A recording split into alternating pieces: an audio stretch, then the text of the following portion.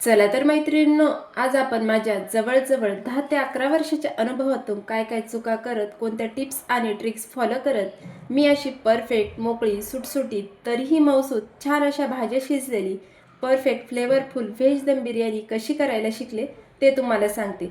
4 ते 5 जणांच्या अचूक प्रमाणात हॉटेल स्टाईल व्हेज दम बिर्याणी करणार आहोत। संपूर्ण तयारी मी ते करून घेतली आहे। लगेचच रेसिपीला सुरुवात करूया। रेसिपी अगदी साधी सरळ सोपी आहे, त्यामुळे व्हिडिओला एक लाईक जरूर करा। आणि 31 डिसेंबरच्या पार्टीला काय करायचे हा विचार करत असाल तर ही रेसिपी जरूर ट्राय करून बघा। इथे मी पाव वाटी गरम दूध घेतले, केशरच्या काड्या घालून भिजण्यासाठी बाजूला ठेवायचं। त्यानंतर घरातील नेहमीच्या वाटीने 2 वाटी बासमती राईस घेतलाय। वजनी बरोबर 350 ग्रॅम इतका आहे। स्वच्छ धुवून घ्यायचा आहे आणि भरपूर पाणी घालून भिजण्यासाठी 30 ते 35 मिनिट बाजूला ठेवायचं आहे। मिक्सरच्या भांड्यामध्ये 3 हिरव्या मिरच्या घ्यायच्यात। तुम्ही किती तिखट खाताय त्यानुसार, कारण पदार्थात तिखटपणा फक्त हिरव्या मिरचीचाच असणार आहे। सोबतच 1 इंच अद्रक साल काढून वापरायचं आहे आणि 9 ते 10 लसणीच्या पाकळ्या आणि पाणी न घालता बारीक वाटण वाटून घ्यायचं आहे। त्यानंतर 4 मध्यम आकाराचे कांदे घेतले आहेत, उभे लांब पातळ चिरून घ्यायचेत। कांदा चिरताना तुम्ही असा आडवा धरू शकता, म्हणजे मग याच्या पाकळ्या मोकळ्या करणं सहज शक्य होईल। 4ही कांदे मस्त असे लांब उभे चिरून घेतले आहेत। त्यानंतर इथे याच्या पाकळ्या हाताने मोकळ्या करून घ्यायच्या आहेत आणि एकसारखा कांदा चिरायचा, म्हणजे मग एकसारखा तो तळला जातो। संपूर्ण पाकळ्या मोकळ्या करून झाल्या, कढईमध्ये 4 चमचे तेल घेतले। तेलाच्या किटलीतील जी पळी असते त्याने 4 चमचे तेल घेतलं आहे। त्यामध्ये चिरून घेतलेला संपूर्ण कांदा घालायचा। मंद ते मध्यम आचेवर कांदा ब्राऊन होईपर्यंत परतून घ्यायचे। मध्ये मध्ये चमच्याने मिक्स करत राहायचं, म्हणजे मग सगळ्या बाजूंनी व्यवस्थित असा कांदा परतला जातो। कांदा परततोय तोपर्यंत बाउलमध्ये सारख्याच वाटीने 1 वाटी दही घेतलं आहे। साधारण 200 ग्रॅम इतकं दही आहे। दही आपल्याला छान असं फेटून घ्यायचं आहे। त्यामध्ये गाठी वगैरे राहायला नको, छान असं स्मूथ दही व्हायला हवं। शक्यतो दही घट्ट घ्यायचं, जास्त पाणी असेल तर चाळणीत थोडा वेळ पाणी निथळून मग दही वापरायचं। आता यामध्ये 1 मोठा चमचा काश्मीरी मिरची पावडर रंगाची, पाव चमचा हळद आणि 1 मोठा चमचा धने पावडर आणि 1 ते 1.5 चमचा बिर्याणी मसाला।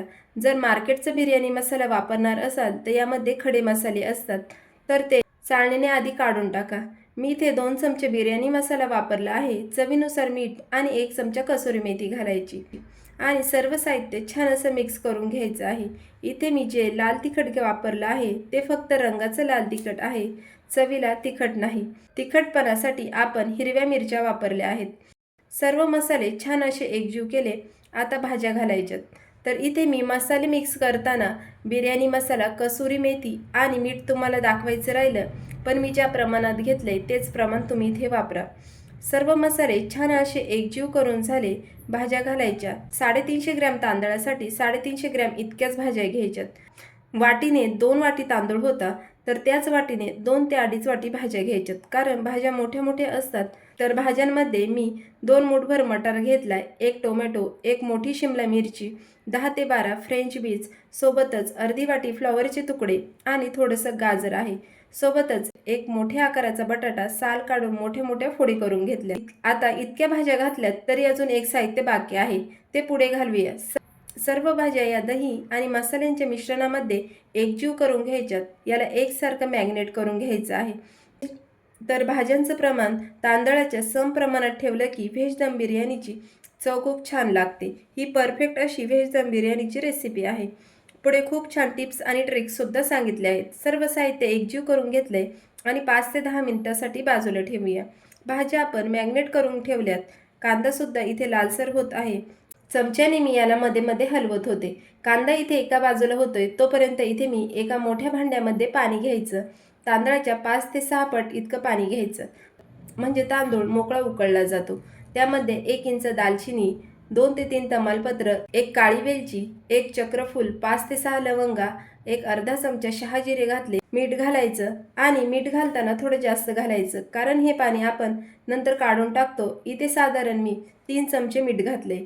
झाकण ठेवून पाणी उकळण्यासाठी ठेवूया। आता आपण भातासाठीचं पाणी उकळते तोपर्यंत कांदा छान असा परतला गेलाय। आता आपलं भातासाठीचं पाणी उकळते तोपर्यंत कांदा छान असा परतला गेलाय। यातील थोडासा कांदा प्लेटमध्ये काढून मोकळा करूया। तो थोडा गार झाला की थोडाफार कुरकुरीत होतो। आता यामध्ये काही खडे मसाले घालायचे। 2 तमालपत्र, 1 दालचिनी, 2 ते 3 हिरव्या वेलच्या, 5 ते 6 लवंगा, 5 ते 6 काळी मिरी, 2 शहाजिरे, 1 चक्रफूल। गॅस मंद ते मध्यम ठेवायचा, म्हणजे कांदा यापुढे जास्त परतला जात नाही आणि खडे मसाले यामध्ये व्यवस्थित परतले जातात। एक 5 ते 10 सेकंद खडे मसाले घालून झाले की लगेच आपण यामध्ये लसणाचं आणि हिरव्या मिरचीचं जे वाटण केले ते घालायचं। वाटण शक्यतो भाज्या मॅग्नेट करताना घालायचं नाही, कारण मग लसूण आल्याचा कच्चा वास त्यामध्ये राहून जातो। इथे कांद्यामध्ये घालायचं, छान असं परतलं जातं। इथे तुम्हाला किती तिखट हवंय त्यानुसार तुम्ही हिरवं वाटण घाला। मी तिखटपणासाठी फक्त हिरवी मिरची वापरली आहे, कारण थोडेफार खडे मसाले देखील आहेत, परफेक्ट तिखटपणा येतो। छान असं 2 ते 3 मिनिट परतून घेतलं। आता मॅग्नेट केलेल्या भाज्या घालायच्या। भाजी जास्त वेळ मॅग्नेट करून ठेवायची गरज नाही, एक 5 ते 10 मिनिट पुरेसे आहेत। भाज्या घातल्यानंतर गॅस मध्यम ते मोठा ठेवायचा। सतत मिक्स करत भाज्या आपल्याला छान अशा परतून घ्यायच्या। ते दही आणि मसाले छान परतले जातील आणि मसाले त्यांचा रंग रिलीज करतात आणि दह्यामुळे छान तेल सुद्धा सुटायला लागतं। गॅस मोठा ठेवा आणि 3 ते 4 मिनिट छान असं परतून घेते।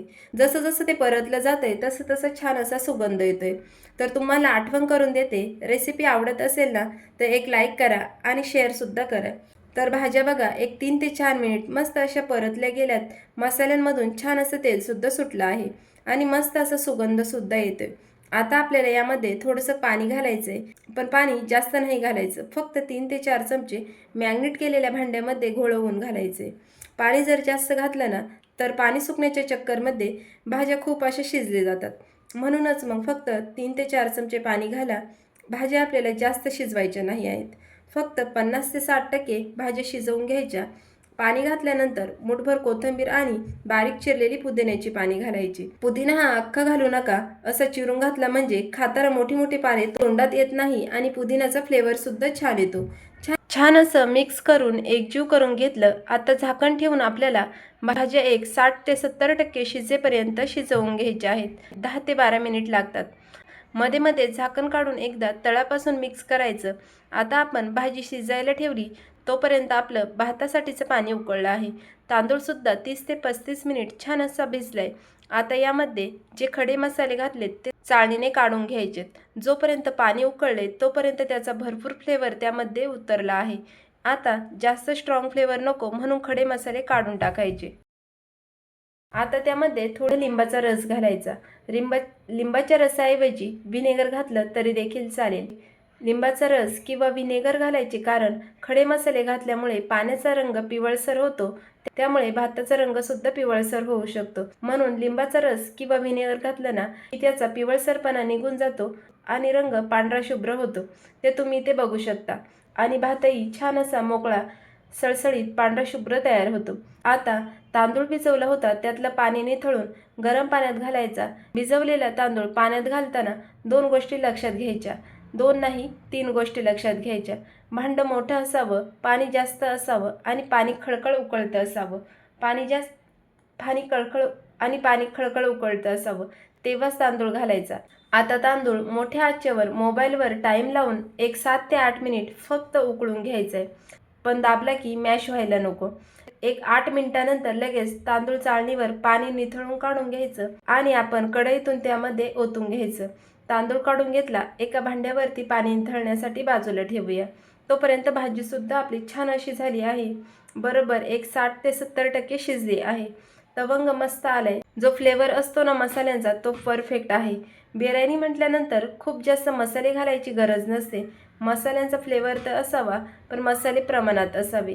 तर यामध्ये आपल्याला पनीर घालायचंय, एक 10 ते 12 पनीरचे तुकडे घालायचे। पनीर आपण सुरुवातीला नाही घातले, कारण भाज्यांमध्ये ते ओव्हरकुक झालं असतं। पनीर तुम्ही तुमच्या आवडीनुसार कमी जास्त घालू शकता आणि मग पनीरचं टेक्स्चर असं चिवट, कडक आणि रबरी होतं। शेवटी फक्त पनीर घालायचं आणि 1 मिनिटासाठी याला परतून घ्यायचं आहे, म्हणजेच मग आतपर्यंत मसाल्यांचा फ्लेवर उतरला जातो। आता पनीर घालून 1 मिनिट छान असं परतून घेतलं आहे। पनीर हे तुम्ही तुमच्या आवडीनुसार कमी जास्त घालू शकता। आता तयार झालेल्या भाजीतून अर्धी भाजी आपल्याला एका प्लेटमध्ये काढून घ्यायची आहे।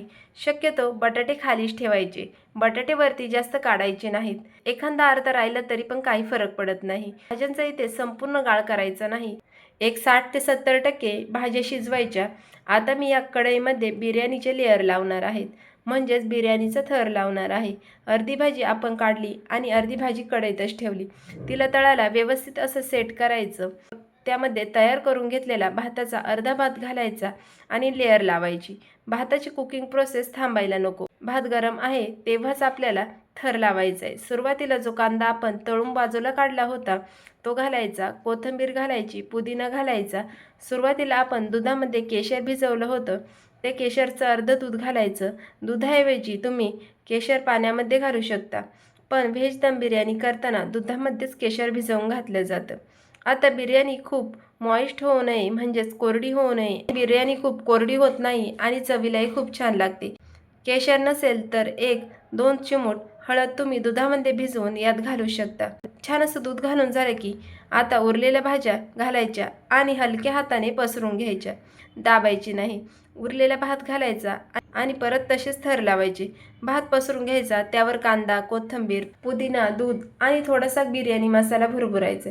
मी खालच्या लेअरला पण बिर्याणी मसाला थोडासा घातला, फक्त ते तुम्हाला सांगायचं राहिलं. छान अशी लेअर लावून झाली की त्यावर संपूर्ण कढईवर बसेल एवढं मोठं ताट ठेवायचं. थर लावेपर्यंत मी दुसऱ्या गॅसवरती एक तवा गरम होण्यासाठी ठेवला होता. बिर्याणीचा थर लावलेलं भांडं तव्यावर मध्यम भागात ठेवूया.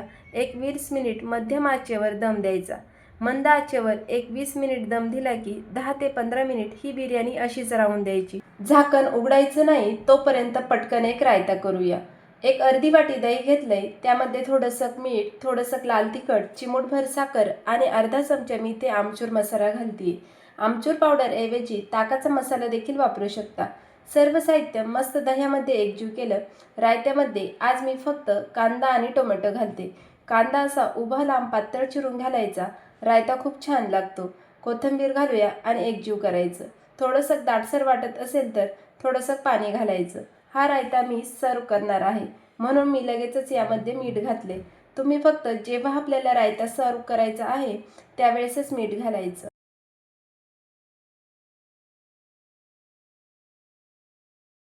दम देऊन झाल्यानंतर एक 10 ते 15 मिनिट बिर्याणी तशीच झाकून ठेवली तर इथे बघा परफेक्ट अशी व्हेज दम बिर्याणी तयार आहे. झाकण उघडल्यानंतर मसाल्यांचा जो फ्लेवर, जो सुगंध आलाय ना, आहा! जेव्हा तुम्ही ट्राय कराल ना तेव्हाच तुम्ही खरं अनुभवाल. अगदी परफेक्ट अशी बिर्याणी तयार झाली आहे. भात मोकळा सळसळीत आहे. दम दिल्यानंतर अजूनच जास्त फुललाय आणि हा रायता तर मस्तच भाताबरोबर खूप छान लागतो. तुम्ही सुद्धा रेस्टॉरंट स्टाईल व्हेज दम बिर्याणी नक्की ट्राय करा. येत्या 31 डिसेंबरला काय करायचे विचार करत असाल तर ही रेसिपी एकदा जरूर ट्राय करून बघा. आणि व्हिडिओ थोडा जरी आवडला असेल तर व्हिडिओला लाईक, शेअर आणि सबस्क्राईब करा. पुन्हा भेटूया अशाच एका नवीन रेसिपीसोबत. तोपर्यंत धन्यवाद.